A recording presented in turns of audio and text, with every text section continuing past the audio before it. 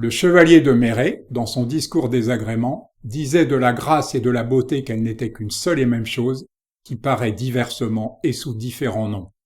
Si cette aimable qualité se montre avec beaucoup d'éclat et qu'elle est fort visible, précisait-il, on l'appelle beauté. Quand elle est un peu sombre et qu'on ne la découvre qu'avec peine, on lui donne le nom de grâce et d'agrément.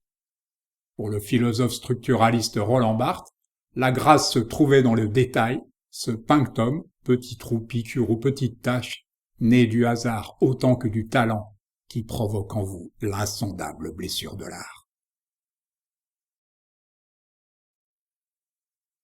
Les deux penseurs n'étaient finalement pas si éloignés, le chevalier ajoutant que la grâce consistait en des choses imperceptibles dans un je ne sais quoi qu'on ne trouve plus sitôt qu'on le cherche. Moins fin, l'architecte philibien, qui publia un essai sur les origines de la peinture, prétendait pouvoir dire en peu de mots la différence entre la beauté née de la symétrie et la grâce engendrée par les affections de l'âme. Nous suivrons Barthes et Méret sans hésiter pour chercher dans le détail d'une toile ce qui en fait la grâce, ce punctum dont Vermeer a produit un parangon indépassable avec sa jeune fille à la perle. Ce punctum, ou plus précisément ce bijou qui luit dans l'ombre, pensez-vous, mais est-ce si sûr? Ne serait-ce pas plutôt cette perle humide à la commissure des lèvres qu'une restauration récente a révélée? Ici la grâce est divine, tant la lumière semble venir de l'intérieur même de la Bible. Mais ce merveilleux portrait de sa mère par Rembrandt possède sa grâce propre qui réside dans l'incroyable travail des mains. Les femmes nous tournent gracieusement le dos dans l'œuvre de Watteau. Sous la richesse des étoffes, elles sont nues et fragiles, alors elles fuient, refusant de partager le feu qu'elles nous inspirent.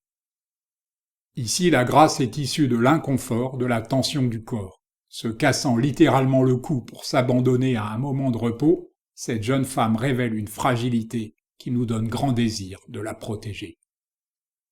Ici, la grâce naît du rapport entre les yeux fermés de la belle, qui s'abandonne aux mains expertes de la coiffeuse, et les yeux grands ouverts des spectateurs de la scène, qui ne dissimulent pas leur émotion.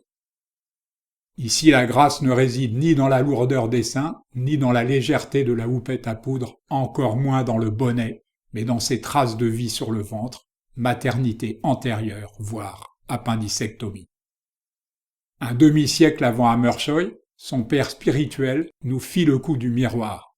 Mais plus que ce que nous y devinons, c'est la rondeur conjuguée à la solidité de ce dos et de ses bras qui nous bouleverse.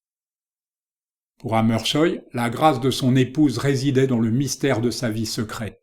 Soucieux de ne pas la déranger, il fit d'elle peu de portraits de face, et le miroir ne reflète qu'un rideau et une plante verte.